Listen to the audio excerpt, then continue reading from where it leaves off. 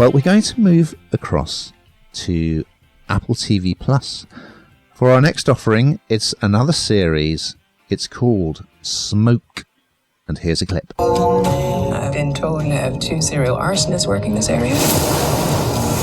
No significant leads on either. Why send you? You don't know anything about arson. Yeah, but I know a ton about crime scene analysis.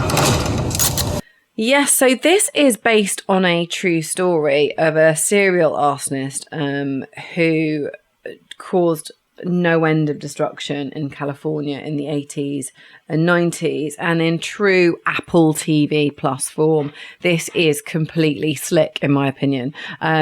It's been created by Shutter Island and Gone Baby Gone writer Dennis Lehane, and I think the script, unlike the last one, really is very good. I found it is slick. Its attention to detail is phenomenal, and as you'd imagine, it's all about fire. And I don't know about you, Ian, but there are sometimes you're so drawn into something that fire crackling, the fire kind of mirroring people's eyes, you feel hot watching it. You feel like your heart's racing.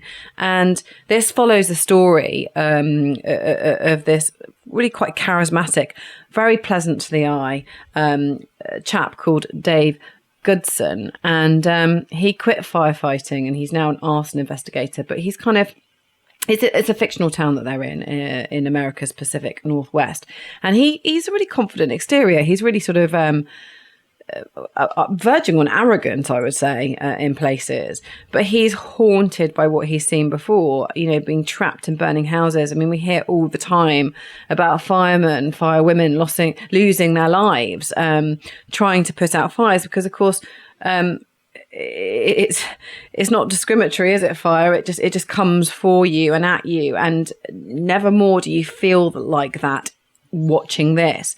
And his unique skills of kind of understanding arson attacks and trying to stop them are called upon, because these 2 arsonists start to terrorize the local area where he is, and it's really quite frightening. I mean, it really is quite frightening. There's multiple fires everywhere. One of them does that so that they can kind of escape. These 2 arsonists have different ways of setting things on fire, but equally destructive. And they want to stop it before someone gets seriously hurt.